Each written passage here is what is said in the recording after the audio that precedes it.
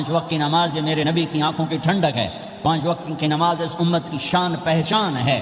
اور اللہ تعالیٰ نے پہلی امتوں پر اتنی بڑی مشقت ڈالی کہ ان کی نماز مسجد کے علاوہ کہیں نہیں ہوتی تھی، مسجد میں ہی ہوتی تھی۔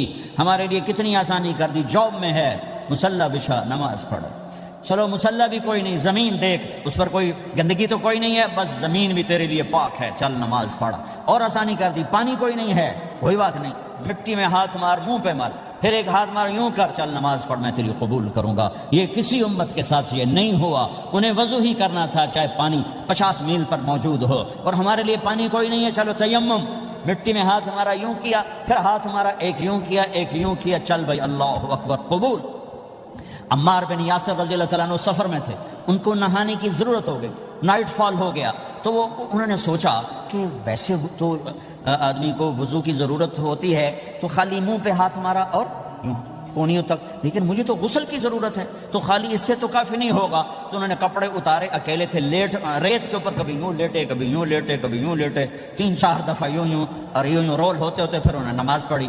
آئے اللہ کے نبی کی بارگاہ میں، یا رسول اللہ مجھے رات کو نہانے کی ضرورت پڑ گئی، تو میں نے کہا وضو کے لیے تو خالی یہ 2 دفعہ کرنا کافی ہے، تو یہ تو نہانا تھا، تو میں تو ریت میں خوب رول ہوتا رہا۔ میرے نبی نے انما یکفیک ضربتان، ارے سیدھے بندے عمار، اس کے لیے بھی اتنا ہی کافی تھا کہ تو یوں کرتا اور یوں کرتا اور تو پاک ہو جاتا۔ اللہ نے اس نبی کی طفیل، اس محبوب مصطفیٰ صلی اللہ علیہ وسلم کی طفیل، اللہ نے کیا کیا سہولتیں اور آسانیاں ہمیں عطا فرمائی۔ پھر نماز 4 کی 2 رکعت کر دی، کہ تم مسافر ہو 2 پڑھو، روزے میں سفر میں روزہ معاف کر دیا، بعد میں رکھ لینا، بعد میں رکھ لینا، قضا کرنے کا حکم، بالکل چھوڑنے کا نہیں۔ اور کہا کہ بھائی مریض ہو چھوڑ دو، مسافر ہو چھوڑ دو، اور نماز 2 رکعت کر دو، سنتیں چھوڑ دو۔ ابن عمر رضی اللہ تعالیٰ عنہ بیٹھے تھے تو انہوں نے 2 رکعت پڑھ کے بیٹھ گئے، تو ان کے خادم نے کہا سنت نفل نہیں پڑھو گے؟ کہا اگر پڑھنا تو 4 فرض پڑھتا میں، میرے اللہ نے معافی دے دی تو میں کیوں پڑھوں؟ میرے نبی نے سفر میں سنتیں نہیں پڑھی کبھی، اپنی امت کو سہولت دینے، فجر کی سنتیں 2 پڑھتے تھے، اس کے علاوہ سنتیں نہیں پڑھی تاکہ میری امت کو سہولت ہو، آسانی ہو۔ ایک دفعہ بارش ہو رہی تھی اور کوئی جگہ نہیں تھی نماز پڑھنے کے لیے، تو آپ نے اپنی اونٹنی کو آگے کیا اور اس پر بیٹھ گئے، بیٹھے ہی تھے، پیچھے صحابہ نے اونٹنیوں پر ہی صفیں بنائیں، اور یہ نماز اونٹنی پہ بیٹھ کر ادا کی گئی بارش کے اندر۔ نماز اونٹنی کے اوپر نماز بھی ہو گئی، رکوع بھی ہو گیا، سجدہ بھی ہو گیا، سلام بھی ہو گیا۔ پہلی امتوں کے لیے نہیں تھا، سجدہ ہی کرنا پڑے گا۔ یہ اللہ کے محبوب مصطفیٰ صلی اللہ تعالی علیہ وسلم کی طفیل، میرے اللہ نے ہم پہ فضل و احسان کیا، تو میرے نبی کی زندگی میں عبادات میں نماز سب سے اعلیٰ نظر آتی ہے، سب سے نمایاں نظر آتی ہے۔ اور پھر بازار میں، گھر میں، دفتر میں، ماحول میں میرے نبی کے اخلاق، یہ زندگی کا دوسرا روشن پہلو ہے۔ میرے نبی کی ساری زندگی 2 لفظوں میں آتی ہے، عبادت اخلاق، عبادت اخلاق، یا 2 اور لفظ، حقوق اللہ حقوق العباد، حقوق اللہ حقوق العباد۔ حقوق اللہ میں نماز سب سے اعلیٰ، اور حقوق العباد میں لوگوں کی برداشت کرنا، لوگوں سے درگزر کرنا، معاف کرنا، جھوٹ سے بچنا، دھوکے سے بچنا۔ میرے نبی سے پوچھا گیا یا رسول اللہ مسلمان کنجوس ہو سکتا ہے؟ ہم نے کہا ہو سکتا ہے۔ یا رسول اللہ مسلمان کمزور ہو سکتا ہے، بزدل ہو سکتا ہے، ڈرپوک ہو سکتا ہے؟ ہم نے کہا ہو سکتا ہے۔ یا رسول اللہ مسلمان جھوٹ بول سکتا ہے؟ ہم نے کہا نہیں، جھوٹ نہیں بول سکتا، جھوٹ نہیں بول سکتا۔ ہاں، الا لعنت اللہ علی الکاذبین، جھوٹوں پہ اللہ کی لعنت۔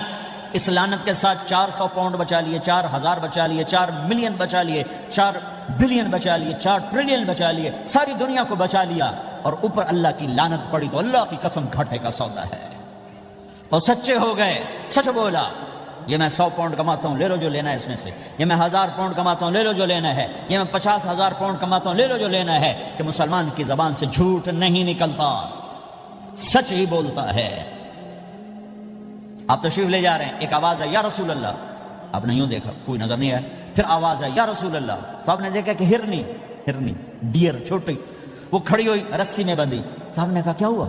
کہا جی آپ کا صحابی مجھے پکڑ کے لایا ہے، میرے چھوٹے چھوٹے بچے بھوک سے رو رہے ہوں گے، آپ مجھے چھوڑ دیں، میں بچوں کو دودھ پلا کے واپس آ جاتا، مجھے پتا ہے میرے اللہ کی تقدیر میرے بارے میں کیا ہے۔ تو آپ نے کہا اگر تو واپس نہ آئی تو پھر؟ تو اس نے کہا مجھے اللہ جہنم میں ڈال دے۔ آپ نے اس کی رسی کھول دی، خود وہیں بیٹھ گئے، اس نے دوڑ لگائی اور پہاڑوں میں گم ہو گئی۔ تھوڑی دیر کے بعد وہ دوڑتی ہوئی آئی اور آ کے سر یا رسول اللہ میں حاضر ہو جاؤں، تو آپ نے اس کو باندھ کے وہیں آپ بیٹھ گئے نہیں۔ دیر کے بعد وہ صحابی آئے جنہوں نے اس کو شکار کیا تھا، پکڑا تھا، تو کہنے لگے، ان کا یا رسول اللہ آپ یہاں کیسے؟ کہ میں ایک درخواست لے کر آیا ہوں۔ کیا؟ کہ یہ ہرنی مجھے ہدیہ کرتا، کہ یا رسول اللہ سب کچھ آپ کا ہے، یعنی بس یہ ہدیہ کر دو۔ یا رسول اللہ حاضر۔ تو آپ نے اس کو لے کر رسی اس کی گردن سے نکالی کہ جا بچی اپنے بچوں کے پاس جا کے خوشی منا، سچ نجات دیتا ہے اور جھوٹ ہلاک کرتا ہے۔ ایک ہرنی جان کی بازی کھیل گئی سچ بولنے کے لیے، تم چند پونڈوں پہ جھوٹ بولتے ہو، ایمان کو برباد کر کے رکھ دیتے ہو۔ مسلمان جھوٹ نہیں بولتا، مسلمان دھوکہ نہیں دیتا، مسلمان کی زبان سے سخت بول نہیں نکلتا، کسی کو بے عزت نہیں کرتا، کسی کو کی بے احترامی نہیں کرتا، کسی کا دل نہیں توڑتا، کسی کو ذلیل نہیں کرتا، خود سہتا ہے، اوروں کو خوشیاں دیتا ہے، خود دکھ سہتا ہے، اوروں کو راحت دیتا ہے، خود تکلیف سہتا ہے۔ یہ میرے نبی کے اخلاق ہیں، یہ میرے نبی کی زندگی ہے، اور یہ اسلام کا سب سے بڑا چیپٹر ہے اور سب سے مشکل چیپٹر ہے۔ جب میرے نبی نے لمبی نمازیں پڑھی تو اللہ نے روک دیا کہ میرے حبیب ما انزلنا علیک القرآن لتشقى، اتنی لمبی نماز نہ پڑھ کے تو تھک جائے۔ میرے نبی نے تبلیغ میں زور دکھایا تو اللہ نے روک دیا، فلتذهب نفسك علیہم حسرات، میرے نبی اتنا غم نہ کر کے آپ خود ہی آہیں بھرتے بھرتے آپ مر جائیں۔ میرے نبی نے مال سارا خرچ کیا، اللہ نے اس سے بھی روک دیا، ولا تبسطها كل البسط فتقعد ملوما محسورا، اتنا خرچ نہ کریں کہ آپ خود پھر دکھی ہو کے بیٹھ جائیں۔ خرچ کرنا بہت بڑا عمل، تبلیغ سب سے سارے عملوں کا سردار عمل، تبلیغ سے بڑا کوئی کام ہوتا تو اللہ نبیوں کو دیتا، اگر تبلیغ سے بڑھ کر کوئی کام ہوتا تو اللہ نبیوں کو دیتا، گشت سے بڑھ کر کوئی محنت ہوتی تو اللہ نبیوں کو دیتا۔ 950 سال نوح علیہ السلام گشتی کر رہے ہیں، اور اللہ کی مان لو، اللہ کی مان لو، اتنا عظیم عمل کا میرے نبی درمیانہ نماز سب سے بڑی عبادت، میرے نبی درمیانہ کام، لیکن جب میرے نبی نے اخلاق اچھے کیے، دشمن کو معاف کرنا۔ تو ایک آدمی آپ سوئے ہوئے تھے، آپ کی تلوار لٹکی تھی، ایک آدمی آیا، اس نے آپ کی تلوار اتاری اور یوں ہماری پسلی میں، آپ اٹھ کے بیٹھ گئے۔ اب وہ قتل کے ارادے کے لیے آ چکا ہے اور تلوار یہاں ہے، کہتا من یمنعک منی، اب بول تمہیں کون بچائے گا؟ تو آپ نے مسکراتے ہوئے کہا اللہ، تو اس کے ہاتھ سے تلوار گر پڑی، تو آپ نے اٹھا لی، آپ نے یوں سیدھی کی، اب تو بچا، تجھے کون بچائے گا؟ وہ کہنے لگا مجھے تو ہی بچائے گا، وہ تو اللہ کو جانتا نہیں تھا، کہا بابا مجھے تو ہی بچائے گا۔ تو آپ کہتے ہیں اس کا سر اڑا دو، یہ نبی کو قتل کرنے آیا ہے۔ میرے نبی نے فرمایا کلمہ پڑھتے ہو؟ کہا نہیں پڑھتا۔ کہا جاؤ معاف کیا۔ یہ میرے نبی کے اخلاق ہیں۔ 20 سال جنہوں نے قتل کے منصوبے بنائے، مکہ والے، جب آپ مکہ میں فاتحانہ داخل ہوئے، ابو سفیان سب سے زیادہ آپ کو دکھ پہنچانے والوں میں پیش تو آپ نے ابو سفیان کو عزت دی۔ جو ابو سفیان کے گھر میں داخل ہوگا اس کو کچھ نہیں کہا جائے گا۔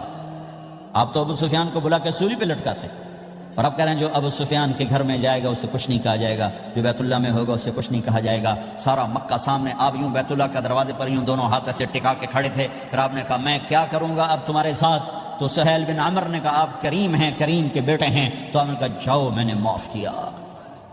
یہ اخلاق آج مٹ چکے ہیں، مردوں سے، عورتوں سے، علم والوں سے، خانقاہ والوں سے، تبلیغ والوں سے، سب زیرو ہوئے پڑے ہیں۔ جب تک یہ اخلاق زندہ نہیں ہوتے اسلامی زندگی قائم نہیں ہو سکتی، اسلامی معاشرت قائم نہیں ہو سکتی، اور دین 2 چیزوں سے آگے پھیلتا ہے، ایک دعوت اور ایک اخلاق۔ دعوت اور اخلاق۔ دعوت نہیں ہوگی تو اخلاق وہیں پڑے رہ جائیں گے، اخلاق نہیں ہوں گے تو دعوت کوئی قبول نہیں کرے گا۔ میرے نبی نے کتنے معجزے دکھائے مکے میں، نہیں کلمہ پڑھا۔ بدر میں ان کے 70 مارے گئے، فرشتوں کو دیکھا، جبریل کے گھوڑے کی آواز سنی، کلمہ نہیں پڑھا۔ خندق میں شکست ہوئی، کلمہ نہیں پڑھا۔ پانی نکلتے دیکھا، انگلیوں سے کلمہ نہیں پڑھا۔ ایک بکرے کا ایک بازو پکایا، ایک بازو بکرے کا، ایک اگلا جو بازو ہوتا، اور 40 آدمیوں نے کھانا کھایا اور ایک بوٹی کم نہیں ہوئی، کلمہ نہیں پڑھا۔ لیکن جب میرے نبی نے کہا جاؤ معاف کیا تو سارے ہی کلمہ پڑھ گئے کہ واقعہ یہ اخلاق نبی کے ہو سکتے۔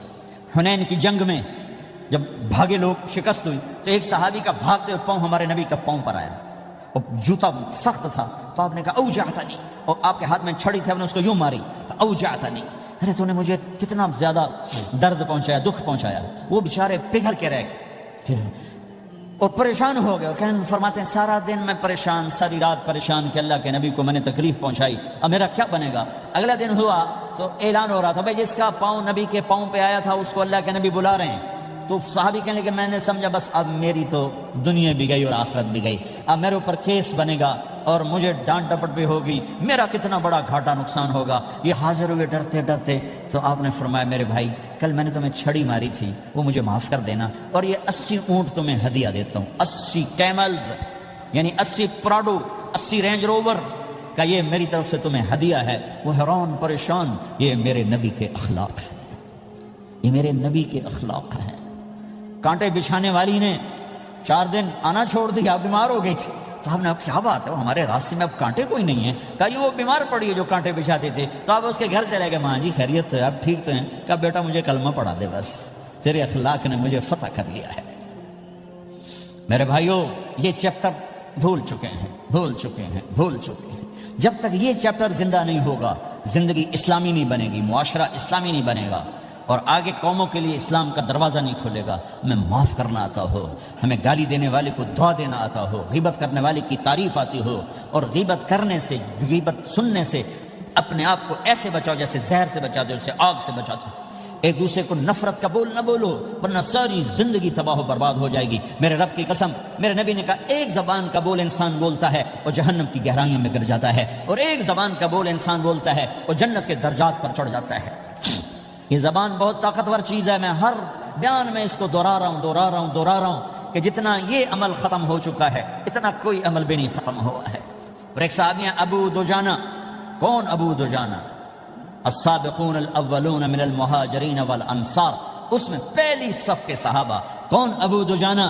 جب آپ حج پر گئے تو اپنی جگہ مدینے کا امیر ابو دجانہ کو بنایا۔ ابو دجانہ حج میں شریک نہیں ہوئے کہ آپ نے اپنی جگہ ان کو اپنا نائب بنا کے وہاں کھڑا فرمایا ابو دجانہ میری جگہ پر مدینے کا امیر ہے، یہ وہ ابو دجانہ ہیں۔ کون ابو دجانہ؟ جو جنگ بدر سے لے کر آخری حج تک ہر سفر میں شریک ہیں، ان کی ایک بات میں بتانا چاہتا ہوں، پہلے تھوڑی سی ان کی ہسٹری بتانا چاہتا ہوں۔ کون ابو دجانہ؟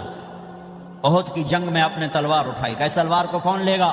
کئی صحابہ کھڑے ہو گئے، آپ نے کہا اس تلوار کا حق کون ادا کرے گا؟ سارے بیٹھ گئے، 3 آدمی کھڑے رہے، ایک زبیر بن عوام، ایک عمر بن خطاب، ایک ابو دجانہ۔ ان کا نام ہے سماق بن خرشنہ، ان کا نام ابو دجانہ سے مشہور ہے۔ تو آپ نے تلوار نہ عمر کو دی، نہ زبیر کو دی، ابو دجانہ کو دی۔ تو عمر رضی اللہ عنہ نے تو محسوس نہیں کیا، حضرت زبیر نے محسوس کیا کہ اس کو کیوں دی، مجھے کیوں نہیں دی؟ میں مہاجرین میں سے ہوں، میں پھوپھی کا بیٹا ہوں، میں اس سے دلیری میں کم نہیں ہوں، بلکہ حضرت زبیر کی دلیری کی تو دھک تھی، جدھر سلوار چلتی تھی کاٹتی چلی جاتی تھی، کہنے لگا میں دیکھوں گا یہ کیا کرتا ہے۔ تو ابو دجانہ کے پیچھے زبیر ہو رہی ہے، تو ابو دجانہ نے جو حملہ کیا تو 3000 کا لشکر تھا، اس کو چیر کے پار نکل کے، پورے لشکر کو کاٹ کے پار نکل کے، اور آگے عورتیں کھڑی تھیں جو مکے کے لشکر کو تیار کر رہی تھی۔ نحن بنات طارق نمشي على النمارق مشي القتل بوارق المسك في المخالق المسك في المفارق والذر في المخالق ان تقبلوا نعانق وتدبروا نفارق فراق غیر وامق۔ یہ گانا گا رہی تھی اور ان کو تیار کر رہی تھیں۔ تو جب ابو دجانہ کی تلوار نظر آئی تو سب بھاگی، ہندا پکڑی گئی، تو آپ نے یوں اپنی تلوار ہندا کے سر پر رکھی، انہوں نے چیخ ماری، تلوار ہٹا لی۔ تو زبیر پیچھے کیا ہے؟ جنگ میں اگر کوئی عورت حصہ لے اسے مارنا جائز ہے، ویسے جائز نہیں ہے، عورت کو، بچے کو، بوڑھے کو ہاتھ لگانا جائز نہیں ہے۔ تو انہوں نے کہا تلوار کیوں نہیں چلائی؟ کہا میرے محبوب کی تلوار ہے، عورت کے خون سے رنگین کر کے اس کی شان میں گھٹانا چاہتا، یہ میرے نبی کی تلوار۔ پھر واپس ہوئے، پھر اٹیک کیا اور پھر مجمع کو چیر دیا۔ سامنے ایک آدمی آ رہا تھا ہاتھی کی طرح، اتنا لمبا موٹا تازہ۔ تو زبیر کہنے کہ میرے جی میں آیا کبھی اس کی ٹکر ہو نا، پھر میں دیکھوں ابو دجانہ کیا چیز ہے۔ تو اللہ کا کرنا ایسا ہوا، ابو دجانہ دونوں آمنے سامنے ہو گئے۔ تو وہ ایسے شاہ سوار تھے کہ دونوں طرف کے لشکر ذرا تھم گئے اور وہ دونوں بھڑ گئے۔ ابو دجانہ کے اپنے جوہر، اس پہلوان کے اپنے جوہر، غبار اٹھا، مٹی اٹھی، اور اس کی اپنی طاقت، ان کی اپنی طاقت، انہوں نے ابو دجانہ کو اس نے زخمی کر دیا۔ ابو دجانہ نے جو جوش میں آ کے ماری تلوار، اس کو لگی یہاں، تو اتنی طاقت سے لگی کہ اس کے نیچے اتر کر 2 ٹکڑوں میں تقسیم کر دی، یوں ماری۔ تو ایک حصہ ادھر، ایک حصہ، پھر یوں دیکھا اور اپنے چہرے سے لوہے کی ٹوپی اتاری، اما ترا انا ابو دجانہ، کیا دیکھ رہے ہو؟ میں ہوں ابو دجانہ، تلوار صحیح لی ہے میں نے، غلط نہیں لی۔ یہ ابو دجانہ ہیں۔ اور جب شکست ہو گئی احد کی جنگ میں، اور پھر 10-12 آدمی نے آپ کو گھیرے میں لیا ہوا تھا، ان میں ایک ابو بکر تھے، عمر تھے، علی تھے، طلحہ تھے، زبیر تھے، سعد بن ابی وقاص تھے، اور سہل بن حنیف تھے، عبادہ قتادہ بن نعمان تھے، اور ابو دجانہ تھے رضی اللہ تعالی عنہم۔ ان میں سے ایک ابو دجانہ بھی تھے، اور یمامہ کی جنگ میں ابو دجانہ شہید ہوئے، یمامہ کی جنگ میں شہید ہوئے۔ یہ ابو دجانہ کی تھوڑی سی سیرت آپ کے سامنے آئی ہے۔ اس کے بعد اب آپ ان کے قول کو سنو تاکہ اس کا وزن آپ کے سامنے آئے۔ یہ بدر کے شریک ہیں، اللہ کے نبی نے کہا بدر کا صحابی جو مرضی کرے بخشا گیا۔ یہ صلح حدیبیہ کے شریک ہیں، اللہ نے قرآن میں کہا لقد رضی اللہ، میں ان سے راضی ہو گیا۔ یہ صحابی ہیں، اللہ نے کہا کلا وعد اللہ الحسنی، اے میرا نبی تیرے ہر صحابی کے لیے جنت کا وعدہ ہے۔ اور اب یہ کیا کہتے ہیں؟ یہ کیا کہتے ہیں لوگو؟ ان ارجع عملی عند، لوگو میرے پاس، ابو دجانہ میرے پاس بخشش کا سب سے بڑا عمل جانتے ہو کیا ہے؟ بدر نہیں، احد نہیں، حدیبیہ نہیں، خندق نہیں، خیبر نہیں، فتح مکہ نہیں، آخری حج نہیں۔ کیا ہے؟ کیا ہے لوگو؟ ان ارجع عملی عندی، میرے پاس آخرت میں بخشش کا سب سے بڑا عمل بس ایک ہے کہ ما آذیت احدا باللسان، میں نے اپنی زبان سے کبھی کسی کو دکھ نہیں پہنچایا۔ ولا اجد فی قلبی غلا لاحد، اور میرے دل میں کسی کے لیے بغض کوئی نہیں ہے، بس یہ میری بخشش کا عمل ہے۔ تو بھائیو، نبی کے اخلاق میں دو چیزیں لے لو، ایک زبان سے کسی کو دکھ نہ دو، ایک دل میں کسی کا بغض نہ رکھو۔ اللہ کی قسم بغیر حساب کتاب کے جنت میں جاؤ گے۔ بڑے بڑے جنید بغدادی اور بڑے بڑے معرفت والے تمہیں دیکھتے رہ جائیں گے، تمہاری رفتار اتنی تیز ہوگی کہ تمہیں وہی پکڑ سکے گا جس کا یہ دو عمل تم سے زیادہ اچھا ہوگا۔ جس روڈ پہ رش ہوتا آپ وہاں سے گاڑی ہٹا لیتے ہو، ادھر نہیں جانا، رش ہے، وہ سائن وغیرہ آپ کو آ جاتے ہیں کہ ادھر بلاک ہے، ادھر نہیں جانا، ادھر جانا ہے۔ تو جہاں روڈ پہ رش ہوتا ہے تو قیمتی سے قیمتی گاڑی کی رفتار بھی آہستہ ہو جاتی ہے، اور جہاں روڈ خالی ہوتا ہے تو پرانی گاڑی بھی بھاگے جا رہی ہوتی ہے۔ ہمارے یہاں پرانی گاڑی ہوتی ہے نا، پرانی بسوں اس کے پیچھے لکھا ہوتا ہے نہ انجن کی خوبی نہ ڈرائیور کا کمال، خدا کے سہارے چلی جا رہی ہے۔ اور جس کے پاس ایسی گاڑی ہو، نہ انجن کی خوبی نہ ڈرائیور کا کمال، تو اگر اس کو روڈ خالی مل جائے تو وہ تو مرسیڈیز والے سے پہلے پہنچے گا، رینج روور والے سے پہلے پہنچے گا، بینٹلی والے سے پہلے پہنچے گا، رولز رائس والے سے پہلے پہنچے گا، جو وہ تو پھنسی کھڑی ہے اور اس کا روڈ ہی خالی ہے۔ تو میرے بھائیو، یہ میں ایک مثال دیتا ہوں، عبادات کی روڈ پہ بہت رش ہے، نمازی بے شمار ہیں، روزے دار بے شمار ہیں، عمرے والے بے شمار ہیں، حج والے بے شمار ہیں، اور تہجد گزار بے شمار ہیں، علماء بے شمار ہیں، حافظ بے شمار ہیں، ذکر والے بے شمار ہیں، بہت رش ہے، تبلیغ والے بے شمار ہیں، لیکن جو اخلاق والا روڈ ہے نا، یہ خالی پڑا ہے۔ اس پہ موٹر زوکی پہ چڑھ کے آ جاؤ تو سب سے آگے نکل جاؤ، سائیکل پہ چڑھ کے آ جاؤ تو سب سے آگے نکل جاؤ، کہ روڈ ہی خالی ہے، اخلاق کا روڈ خالی ہے۔